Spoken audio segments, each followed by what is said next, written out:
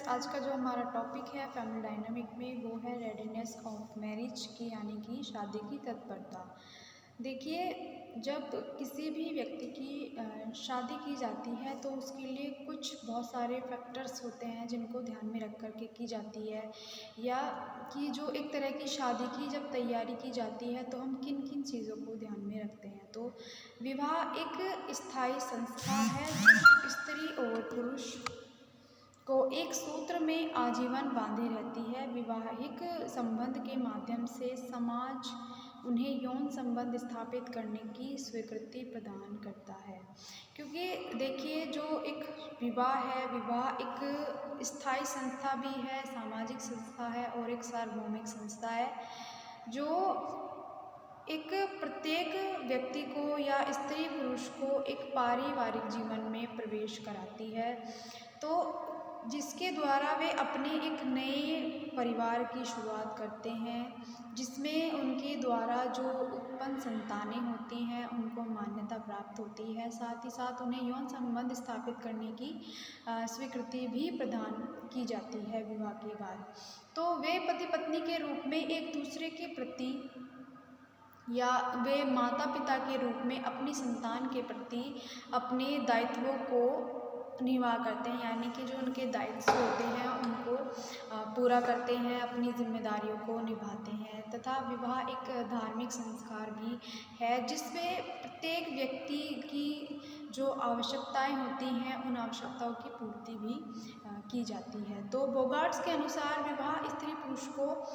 पारिवारिक जीवन में प्रवेश कराने वाली एक संस्था है जिनमें विवाह से संबंधित दोनों पक्षों तथा उनसे उत्पन्न होने वाले बच्चों के अधिकारों और कर्तव्यों का समावेश होता है। यानी कि जो एक स्त्री और पुरुष को जो पारिवारिक जीवन होता है, एक तो उसमें प्रवेश कराती है विवाह जैसी संस्था, और उसमें जो विवाह से संबंधित दोनों पक्ष होते हैं, यानी चाहे वो लड़का की तरफ से हो या वो लड़की की तरफ से हो, उनमें जो विवाह के बाद उनसे उत्पन्न संतानें होती हैं,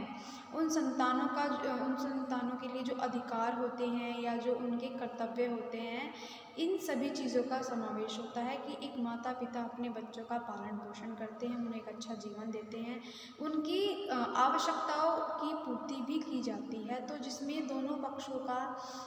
ध्यान भी रखा जाता है, दोनों पक्षों की बातों को माना भी जाता है। तो यानी अपने अपने कर्तव्यों को निभाने का उसमें रोल भी होता है। तो जो एक विवाह होता है वो एक सिर्फ दो व्यक्तियों का विवाह नहीं होता, बल्कि दो परिवार का मिलन भी होता है, यानी कि दो परिवारों का उसमें मिलन भी होता है। यानी कि एक दूसरे से व्यक्ति जानते हैं, पहचानने लगते हैं, कहीं ना कहीं नातेदारी बढ़ने लगती है। तो जिसमें हमारी कुछ तैयारियां होती हैं, जिसमें है हमारी सामाजिक तैयारी। सामाजिक रूप से जो कार्यक्रम अनुष्ठान आदि अनिवार्य हैं, परिवार द्वारा उनका पूर्ण से ज्ञान अर्जित करना व उसके अनुरूप सारे कार्य करना। यानी कि जब विवाह होता है तो उसमें जो जितने भी कार्यक्रम होते हैं अपने घर से लेके, या जो अनुष्ठान होते हैं या जो रीति रिवाज होते हैं, जो हमारे नियम होते हैं, जो हमारी संस्कृति होती है, वो परिवार द्वारा उनका पूर्ण रूप से ज्ञान अर्जित करना। यानी उसमें जितने भी शादी से या विवाह से संबंधित जितने भी नियम होते हैं या जितनी भी तैयारियां होती हैं, या जिस भी धर्म के अनुसार वो शादी की जा रही है, तो उससे संबंधित उस ज्ञान को अर्जित करना और उसी के अनुरूप कार्य को करना होता है। फिर आता है नए रिश्तेदारों के साथ व ससुराल वालों के साथ समाज के अनुरूप व्यवहार करना। कि जब एक स्त्री और पुरुष का विवाह होता है तो दोनों के परिवार वाले का एक दूसरे के साथ अच्छे से बिहेव करना या अच्छे से बात करना, या जो अपने नए रिश्तेदार होते हैं उनके साथ सही व्यवहार करना, या जो जिस तरीके से प्रत्येक व्यक्ति के साथ व्यवहार करना होता है उसी के अनुरूप उनका व्यवहार करना। जो उनके ससुराल वाले होते हैं, ससुराल वालों के साथ भी समाज के अनुरूप ही, जैसे कि सबको इज्जत देना या सबका सम्मान करना, सबकी रिस्पेक्ट करना, तो उसी समाज के अनुरूप ही उनका व्यवहार करना चाहिए। फिर आता है विवाह उपरांत अपनी सामाजिक स्थिति को समझना वह उसके अनुरूप विवाह के लिए तैयार रहना। क्योंकि देखिए जब विवाह होता है तो विवाह से पहले क्या होता है कि विवाह के उपरांत ही हमें अपनी सामाजिक स्थिति को समझना होता है कि जो किस प्रकार की हमारी सामाजिक स्थिति है और उसी के अनुरूप विवाह के लिए तैयार रहना होता है। फिर आता है अपने जीवन साथी व परिवार के सामाजिक स्तर के अनुरूप रहना। क्योंकि देखिए जिस प्रकार से हमारा जीवन साथी रहना चाहता है या रहता है, या परिवार के जो सामाजिक स्तर होता है हमारा, जो समाज में हमारा एक पारिवारिक स्तर सामाजिक स्तर होता है, उसी के अनुरूप रहना होता है। फिर आता है विवाह दो व्यक्तियों का ही नहीं बल्कि दो परिवारों का मिलन होता है, जिससे समाज के द्वारा नियमों का पालन करना होता है। यानी कि विवाह सिर्फ दो व्यक्तियों का ही नहीं बल्कि दो परिवारों का भी मिलन होता है। उसमें दो नए परिवार आपस में मिलते हैं, यानी उनकी नातेदारी बढ़ती है, उनकी रिश्तेदारी बढ़ती है, जिसमें समाज के द्वारा नियमों का पालन करना होता है, जिसमें हर एक व्यक्ति का आदर सम्मान करना होता है, हर एक व्यक्ति को रिस्पेक्ट देनी होती है। तो समाज के द्वारा जितने भी नियम लागू किए जाते हैं उन सब नियमों का पालन करना होता है, सबका आदर सम्मान करना होता है। फिर आता है समाज के अनुरूप कार्य करना होता है, यानी कि जो हमारे समाज में उचित कार्य होते हैं या जो समाज में जिन कार्यों को सही माना जाता है उन्हीं कार्यों को करना होता है, यानी समाज के अनुरूप कार्य करना होता है तथा समाज में अपनी एक अच्छी स्थिति बनाने के लिए तैयार रहना होता है। यानी कि जब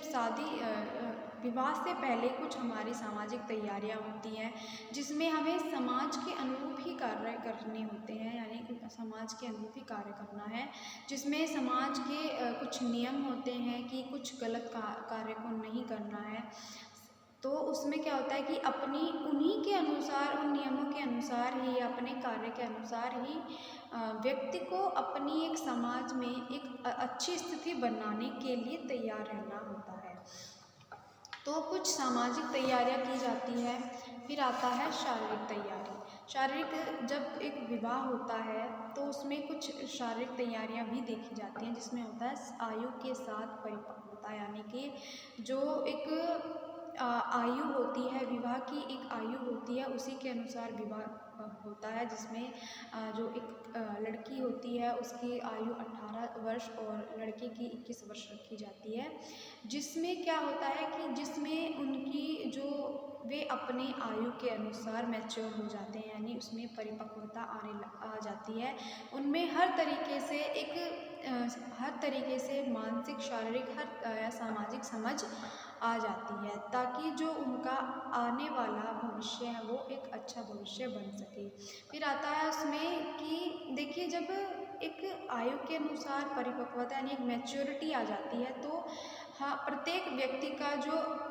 मानसिक विकास है या जो शारीरिक विकास होता है वो उस समय तक हो चुका होता है। तो वो जो एज होती है वो विवाह के लिए सही एज मानी जाती है। फिर आती है शारीरिक सुंदरता, क्योंकि देखिए जब एक विवाह किया जाता है तो प्रत्येक व्यक्ति अपने जीवन साथी को अच्छा या सुंदर देखना चाहता है, तो उसमें जो व्यक्ति की शारीरिक सुंदरता को भी महत्व दिया जाता है। फिर आता है व्यक्ति को बीमारी या रोग मुक्त होना, यानी कि किसी भी व्यक्ति को या तो बीमारी या फिर किसी भी रोग है तो उस रोग से मुक्त होना होता है, यानी कि एक जो उनका स्वास्थ्य है वो एक स्वस्थ होना चाहिए। फिर आता है कि शारीरिक व मानसिक दृष्टि से स्वस्थ होना, यानी कि जो व्यक्ति हैं, दोनों ही व्यक्ति वे शारीरिक रूप से तथा मानसिक रूप से, शारीरिक और मानसिक रूप से स्वस्थ होने चाहिए, क्योंकि प्रत्येक व्यक्ति का जो मानसिक दृष्टि होती है, सबके सोचने विचारने की जो क्षमता होती है हर एक व्यक्ति की अलग अलग होती है। तो जो वे शारीरिक और मानसिक रूप से भी स्वस्थ होने चाहिए, यानी कि वे सही सोच विचार वाले व्यक्ति होने चाहिए, उनकी सोच सही होनी चाहिए। फिर आता है लास्ट में उचित प्रजनन क्षमता का होना, यानी कि देखिए जब तक किसी भी व्यक्ति में उचित प्रजनन क्षमता का होना बहुत ज़रूरी है, क्योंकि उस समय तक हमारे यानी जो विवाह की आयु होती है, उस विवाह की आयु तक जितने हमारे हॉर्मोन्स होते हैं वो अच्छे से डेवलप हो चुके होते हैं। तो यानी कि उसमें एक तरह की